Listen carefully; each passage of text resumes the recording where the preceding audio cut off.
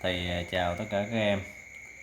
Ở tiết vừa rồi thì đã hướng dẫn các em tìm hiểu cái văn bản. Chúng ta đã tìm hiểu số 1 nhỏ, hình tượng đâm săn trong cuộc chiến với Mờ Tao Mờ Xây. Qua một nhỏ này thì chúng ta giúp cho chúng ta hiểu được đó là chúng ta phải biết đấu tranh để bảo vệ danh dự của bản thân, và chúng ta cũng phải biết giữ gìn bảo vệ danh dự của người khác, phải biết bảo vệ hạnh phúc gia đình vì lợi ích chung của mọi người. Ở 1-2 nhỏ các em đã tìm hiểu đâm săn thu phục dân làng của Mờ Tao Mờ Xây.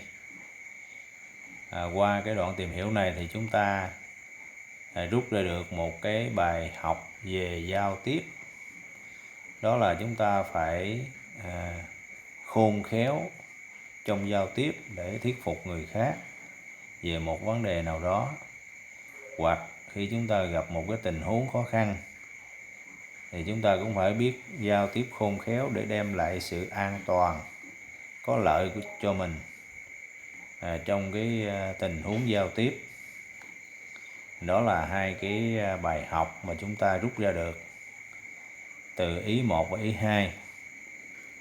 Bây giờ sang cái ý 3, có nghĩa là sau khi thu phục được dân làng của Mờ Tao Mờ Xây thì đâm săn tổ chức lễ hội ăn mừng chiến thắng. Thì đoạn này thì mấy em đọc trong sách giáo khoa ở trang 34, 35. Đoạn này thì mấy em chú ý là có cái lời nói của đâm săn, lời của tôi tớ và phần lời của người kể chuyện, tức là lời của người tác giả dân gian.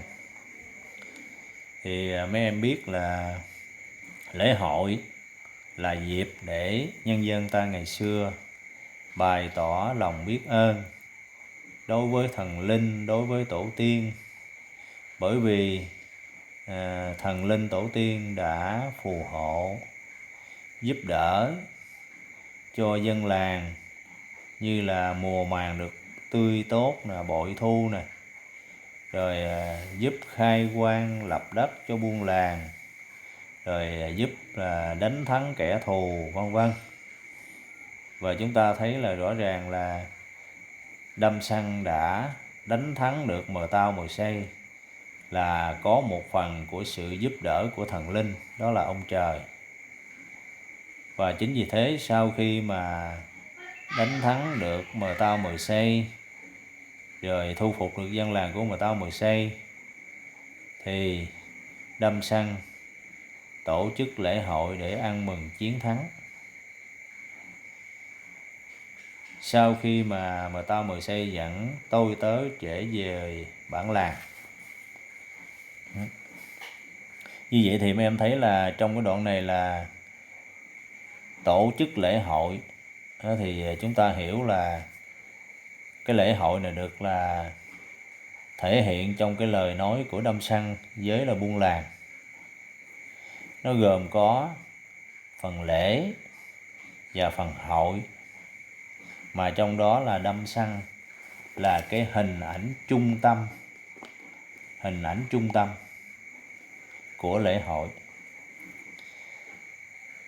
Thì chúng ta thấy là trong lời nói của đâm săn đó là thể hiện cái phần lễ. Phần lễ đó là lễ là lời nguyện khi tế lễ.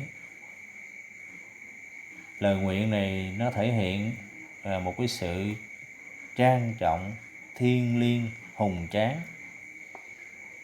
Mục đích chính là gì? Để tạ ơn thần linh, tạ ơn tổ tiên, để cầu sức khỏe, cầu sự bình yên cho buôn làng cũng như cho tù trưởng đâm săn. Chúng ta có thể là thấy được là những cái dẫn chứng chi tiết, như là đâm săn là bảo là gì? Phải là đánh chiên, đánh cái trống to, rồi các cái còng hờ long, hòa nhịp cùng chủm chọe, đánh lên tất cả cho vỡ toát cây đòn gạch, cho vỡ nát các cây xà ngang. Như vậy thì mấy em thấy ở đây là cái loại còng hờ long nè. Còng hờ long là một cái loại còng là có cái âm vực rất là cao. Rồi thêm cái nữa là chủm chọe. Chủm chọe tức là ở đây là chúng ta thấy nó là một cái loại nhạc cụ. Hai cái nhạc cụ này nó có hai cái núm và người ta cầm, có cái tay cầm ngay chỗ hai cái núm đó là người ta chập vào nhau thì nó tạo ra cái âm thanh rất là rộn rã. Thì ở đây mấy em có thể hiểu được là cái chủm chẹ này đó thì nó tương tự giống như mấy em thấy là trong cái đòn lân múa đó thì có người ta cầm hai cái nhạc cụ là bằng đồng, người ta chập vào nhau đó thì đó thì cái chủm chẹ nó có hình dáng như thế ha. Đó là cái nhạc cụ của dân tộc Tây Nguyên trong cái lễ hội. Rồi các cái nhạc cụ chủm chẹ thế. Rồi nó còn có thêm nữa cái nhạc cụ đó là cái vòng nhạc. Vòng nhạc là một cái loại nhạc cụ là gồm nhiều chuông nhỏ nó sâu vào một cái chiếc vòng đồng. Khi mà vang lên là âm thanh nó hòa hợp với các cái nhạc cụ khác làm cho âm thanh rộn rã. Mục đích mà có các cái nhạc cụ như thế là trong cái buổi lễ là chính là để cho cái buổi lễ nó là thêm cái sự trang trọng, nó hùng tráng, nó thiêng liêng. Thì đó là trong cái phần lễ. Như vậy thì trong đây thì chúng ta là hiểu xong được cái phần lễ rồi thì mấy em sẽ là chúng ta sẽ nói một cái vấn đề mà đặt ra trong cái phần lễ này. Tức là trong lời nói của Đâm Săn với các tôi tớ thì ta thấy chàng là một tù trưởng như thế nào? Tại sao là chàng lại ra lệnh đánh nhiều loại chiên còng? Vai trò của chiên còng đối với người ED như thế nào? Vậy thì trong lời nói với các tôi tớ thì chúng ta thấy là Đâm Săn là một cái vị tù trưởng, là rất là tự hào, tự tin vì cái sức mạnh và sự giàu có của bộ tộc mình. Là sau cái chiến thắng thì chàng là ra lệnh nổ nhiều loại cồng chiên lớn, mở tiệc to mời tất cả dân làng, người trong làng đến ăn uống vui chơi. Cái điều đó nó thể hiện là cái niềm vui rất lớn của Đâm Săn sau cái chiến thắng Mời Tao Mời Xây. Chiên cồng ở đây là nó có một cái vai trò hết sức là quan trọng, nó rất là lâu đời đối với là đồng bào ED nói chung, đối với các cái dân tộc thiểu số Tây Nguyên, đối với đồng bào ED nói riêng và đối với các dân tộc thiểu số Tây Nguyên nói chung. Nó thể hiện cái sự giàu có, sự sung túc, sự sang trọng và sức mạnh vẻ đẹp của tinh thần và vật chất của bộ tộc ED và của tù trưởng anh hùng Đâm Săn. Thì đó là chúng ta thấy là cái vai trò, cái âm thanh của là các cái nhạc cụ là trong lễ. Tiếp theo là chúng ta sẽ nói đến cái phần hội. Thì sau phần lễ nó là phần hội. Như vậy là mấy em thấy là qua cái lời kể của tác giả dân gian thì cho thấy là cái phần hội được thể hiện như sau. Thứ nhất là chúng ta thấy trong phần hội mà để cúng tổ tiên, cúng thần linh đó, cầu sức khỏe, về của cải thì có là chiên lắm la nhiều, rồi là voi bày. Về mâm cổ thì có thịt trâu, thịt bò, thịt lợn và rượu. Như vậy là chúng ta thấy là cả con người và thiên nhiên đều tưng bừng trong men say chiến thắng. Vậy thì mấy em là thấy là trong cái phần hội này đó thì mấy em thấy là những cái hình ảnh minh họa, ví dụ là theo lệnh của Đâm Săn thì dân làng là giết trâu bò, rồi các loài động vật khác là để mà dâng thần để cúng tổ tiên ha. Các cái hình ảnh đó thì mấy em xem. Rồi bây giờ trong phần hội này thì chúng ta thấy là trong cái lời nói của Đâm Săn với tôi tớ thì cho thấy là chàng là một cái người như thế nào đó. Một cái người rất là tự hào, rất là có niềm tin ha. Lời nói của Đâm Săn với tôi tớ, cả tôi tớ mới và tôi tớ cũ đó. Đó là vì niềm tự hào, cái lòng tự tin và cái sự giàu có cái sức mạnh của bộ tộc mình. Bây giờ chúng ta đặt ra một vấn đề, tại sao Đâm Săn lại ra lệnh trong cái lễ hội đó? Đâm Săn ra lệnh là đánh nhiều loại cồng chiên. Thì cái này hồi nãy thầy đã nói rồi ha, giờ nhắc lại như thế thì để mấy em có thể là nhớ, và để hiểu được cái vai trò của cồng chiên là rất là quan trọng đối với đời sống của người dân tộc ở Tây Nguyên.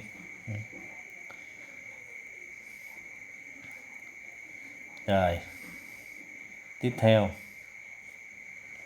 là chúng ta đặt ra một cái vấn đề khác nữa là sức mạnh và vẻ đẹp dũng mãnh của tù trưởng trẻ Đâm Săn thì được miêu tả qua những cái chi tiết, những cái hình ảnh cụ thể nào, và tác giả dân gian đã dùng cái biện pháp nghệ thuật gì. Như vậy là mấy em đọc ở là hai cái đoạn cuối của văn bản này, hai đoạn cuối của văn bản thì chúng ta thấy là chủ yếu là cái lời kể của tác giả Đâm Săn. Thì mấy em sẽ thấy được là tác giả dân gian đã miêu tả cái hình ảnh Đâm Săn là rất là nổi bật trong cái lễ hội. Chẳng hạn là dẫn chứng cho mấy em một vài cái chi tiết này. Ví dụ là chi tiết này: Đâm Săn, nhà Đâm Săn đông khách, đông nghịch khách, tôi tớ chặt ních cả nhà ngoài. Các khách tù trưởng đều từ phương xa đến. Còn Đâm Săn, bà con xem, chàng nằm trên võng, tóc thả trên sàn, hứng tóc chàng ở dưới đất là một cái nông hoa. Chàng mở tiệc ăn uống linh đình, thịt lợn thịt trâu ăn không ngớt. Thịt lợn ăn đến cháy đen cả ống le, vân vân. Chúng ta có thể là thấy là ở chi tiết khác tiếp theo nè: chàng Đâm Săn uống không biết say, ăn không biết no, chuyện trò không biết chán, cả một vùng nhão ra như nước, vân vân. Hay là miêu tả về cái hình dáng bên ngoài của Đâm Săn, chẳng hạn một số chi tiết này. Chúng ta thấy một số chi tiết sau đây. Ví dụ cảnh làng một tù trưởng nhà giàu, trông sao mà vui thế. Rõ ràng là tù trưởng Đâm Săn đang giàu lên, chiên lắm la nhiều. Đâm Săn có chiên đóng vôi bày, có bạn bè như Niêm, như Sếp, vân vân. Rồi chúng ta xem là các cái chi tiết tiếp theo có thể là dẫn chứng để thấy nè.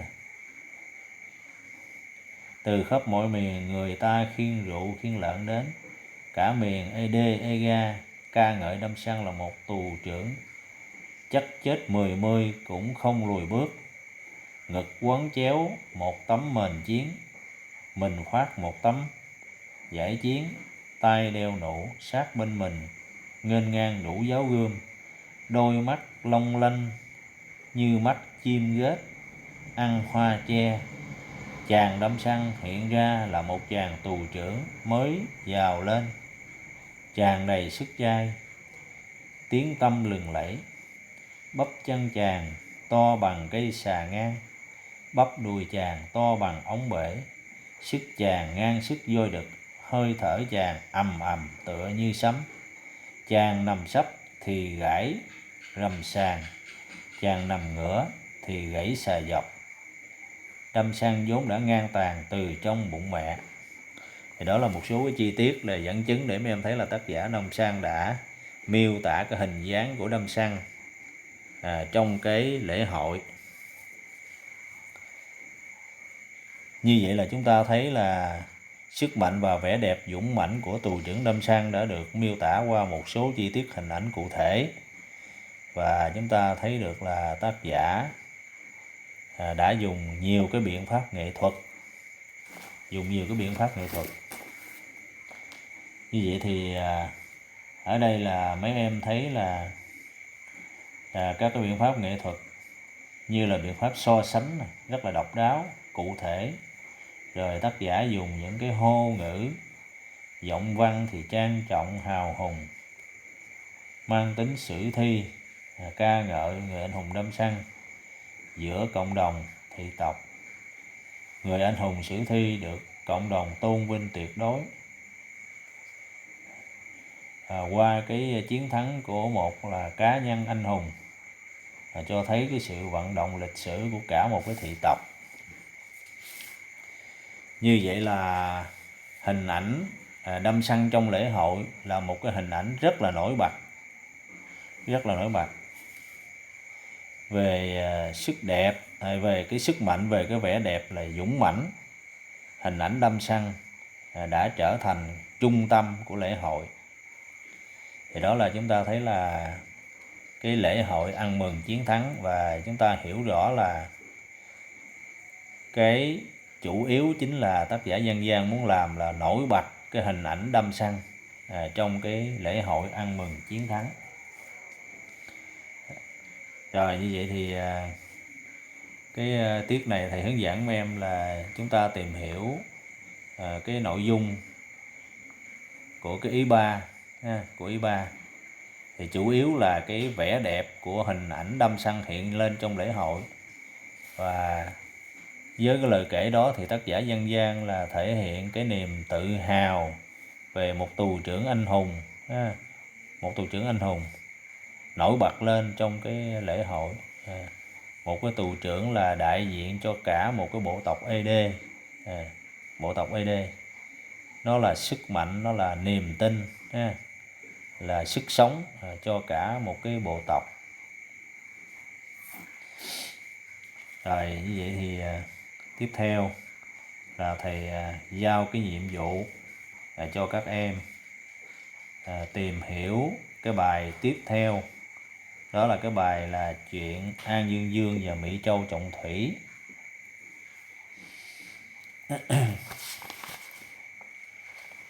Thì vậy là thầy đã chia cái câu hỏi ra cho là các nhóm của các em ha.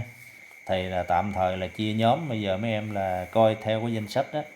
Một nhóm là từ 7 em. Từ 7 em thầy chia, thí dụ nhóm 1 là từ số thứ tự số 1 cho tới là số 7. Rồi cái nhóm 2 là từ số 8. Thì chúng ta cứ thầy đã ghi trong cái trong cuối bài của Đâm Săn này nè, thì mấy em coi theo đó là nhóm mấy là từ em số mấy tới số mấy ha. Thì chúng ta có nhiệm vụ là trả lời câu hỏi. Thầy đã nêu câu hỏi trong đó cho từng nhóm đó. Rồi mấy em cứ là trả lời câu hỏi. Rồi tới cái tiết học mà chúng ta sẽ học cái tiết học ảo đó, thì thầy sẽ mời là từng nhóm đó là trả lời những câu hỏi mà thầy giao cho mấy em ha. Mấy em là cố gắng chúng ta trả lời vào tập. Rồi tới tiết học thầy sẽ mời mấy em đại diện nhóm trình bày. Thì đương nhiên là thầy sẽ nhận xét và cho điểm cái phần trình bày của mấy em hoặc là điểm cộng ha, để chúng ta có điểm miệng. Thì sau đó là mình có thể là có điểm thêm điểm 15 phút. Thầy mong rằng là tất cả các em hãy cố gắng ha. Chúng ta cố gắng trả lời, rồi mấy em trả lời nhóm với nhau thì mấy em qua điện thoại đó thì chúng ta trả lời, và một em nhóm trưởng là tổng hợp các cái ý kiến, ý trả lời của mấy em đó ha. Tổng hợp nha. Một em trong nhóm là chúng ta sẽ tổng hợp, rồi nữa thầy sẽ mời đại diện một em trong nhóm là sẽ trình bày trong cái tiết học ảo của cái tiết sắp tới. Rồi mấy em hãy cố gắng nha. Rồi cái bài học tới đây thì chúng ta sẽ kết thúc. Thì chúc các em được nhiều sức khỏe, chúc các em học tốt. Rồi xin chào tất cả các em.